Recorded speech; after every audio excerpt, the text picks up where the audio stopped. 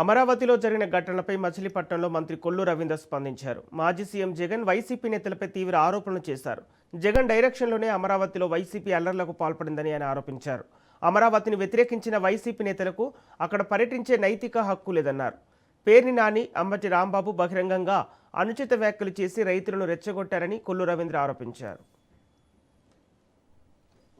విఘ్నత వదిలేసి ప్రవర్తిస్తా ఉన్నారు. ఆయన డైరెక్షన్ లోనే ఇవాళ వైఎస్ఆర్ పార్టీ నాయకులందరూ కూడా ఇవాళ మొట్టమొదటి నుంచి అమరావతిని వ్యతిరేకించింది వాళ్ళే. తర్వాత మళ్ళీ అమరావతి ఉండాలి, 33,000 ఎకరాల భూమి సరిపోదు, ఇంకెక్కువైనా కావాలని చెప్పింది వాళ్ళు. తర్వాత మళ్ళీ మేమే ఇక్కడ ఇల్లు కూడా కట్టుకున్నామని చెప్పింది మరి వైఎస్ఆర్ పార్టీ నాయకులు. మళ్ళీ ఇవాళ చూసాం, ఆ రోజున ప్రభుత్వం అధికారంలోకి వచ్చిన తర్వాత 3 రాజధానులు అని చెప్పి అక్కడ ఆడబిడ్డలందరినీ కూడా ఏ రకంగా ఇబ్బంది పెట్టారో చూసాం. సిఆర్డీఏని రద్దు చేసింది జగన్మోహన్ రెడ్డి అధికారంలోకి వచ్చాక. 3 రాజధానులు బిల్లు పెట్టింది జగన్మోహన్ రెడ్డి అధికారంలోకి వచ్చినాకే.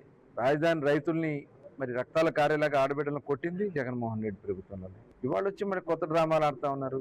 ఇవాళ సిఆర్డీఏ పరిరక్షణ సమితి, అసలు సిఆర్డీఏనే వద్దని చెప్పి రద్దు చేసిన వ్యక్తికి సిఆర్డీఏ పరిరక్షణ అని చెప్పి మాట్లాడుతూ ఉన్నారంటే ఇంకెంతకంటే సిగ్గుచేటు ఇంకేమి ఉంటుందా? అందుకనే ఇవాళ నాయకులు కూడా చూశారు కదా, విఘ్నత లేకుండా ఇష్టారాజ్యంగా ఏది పడితే అది వాగొచ్చు, ఏదైతే మేము చేయొచ్చు అని చెప్తే ఇవాళ చెప్పు దెబ్బలు తింటారని మొట్టమొదటి నేను చెప్తున్నాం.